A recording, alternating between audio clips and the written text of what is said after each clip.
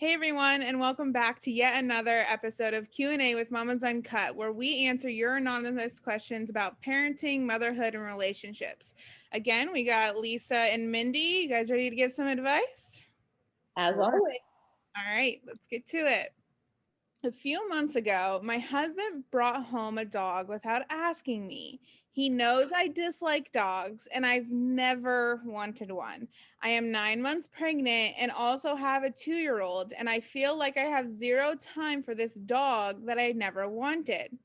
He is about to be deployed and expects me to care for his dog that I didn't want to begin with.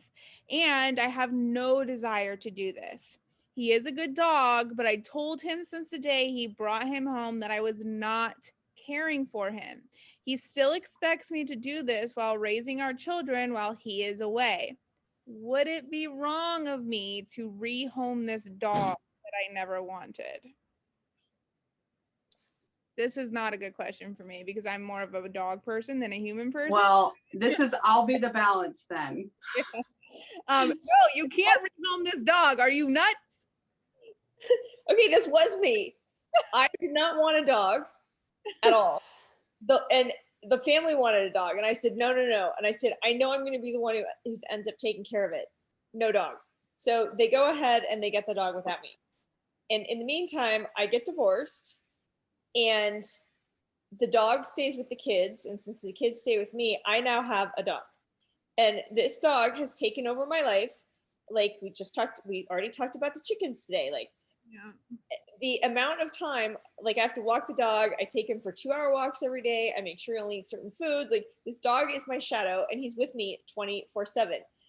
And like, this is coming from a person who didn't want a dog. So I'm telling you, it's your family dog. You cannot rehome the dog.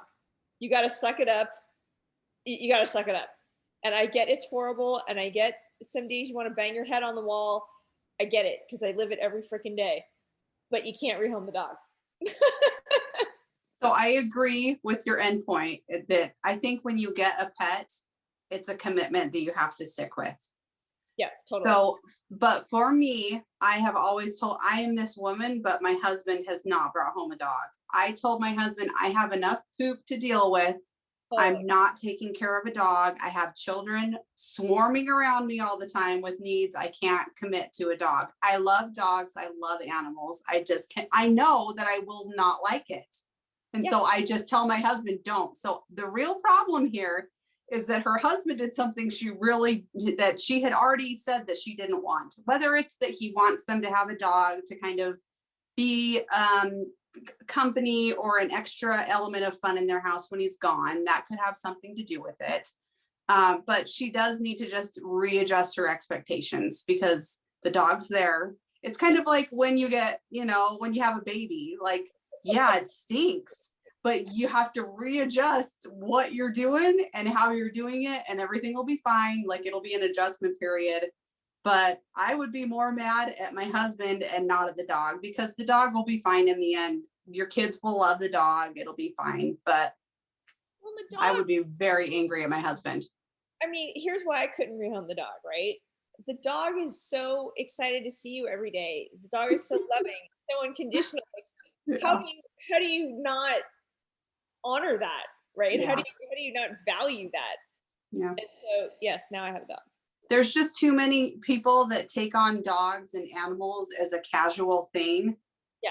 And that's why I say no to dogs, is because I don't want to be casual about it. And I know that I will just be a psycho about it. So. I mean, yeah, I rescued a dog. And I even have days that I'm just like, oh my God, taking care of you is a lot.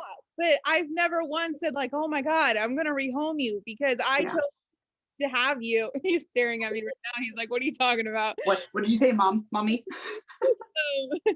No, but I also think like in a compromise here, since she did not want the dog, you need to tell him that you're going to set aside some finances for a dog walker. I mean, I think there's ways to make it less stressful for you. I mean, even for me, like I live alone and it's just me and the dog. Sometimes I can't always walk my dog. So I pay a college student to come and take my dog on a few walks here and there.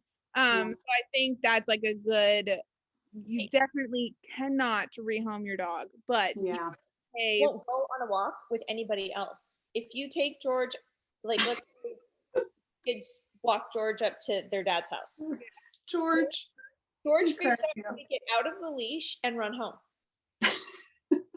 my dog, if you want to try to kidnap my dog, it will be an easy task because my dog is human and he's like, I love you. Never What's funny is I have children like both of these scenarios. There's the one I think my children are more like puppies than anything, but yeah. There's one that will just go off with anybody, and then another one would be like, no, where's mom? Where's mom? Yeah, totally. Like I was nervous for the dog walker. I was like, oh, Jack and I are attached at the hip. Like, I don't know if he'll like go. Jack saw this person, ran up to him, and didn't even look back. Like, all right, see ya. Love you too. Well, no, the big thing, she's got to recognize that when she's home with the dog all the time, she's going to become the alpha. And then the dad's going to come home and the dad's not going to be the alpha anymore. And now it's really her dog. Yeah. That's exactly what happened to me. I also think if she gets some alone time with this dog, he might end up falling in love with him too. It takes a very cold person not to fall in love with a dog, I think. I know, they're so sweet and endearing. Yes. Don't think I'm a monster. I just have boundaries. Getting a dog. I was you for my entire life. Yeah. And then I got a dog, not of my own volition. But I have a dog. Yeah. Fine. Fine. All right, guys, don't forget to send in your anonymous questions. Thanks.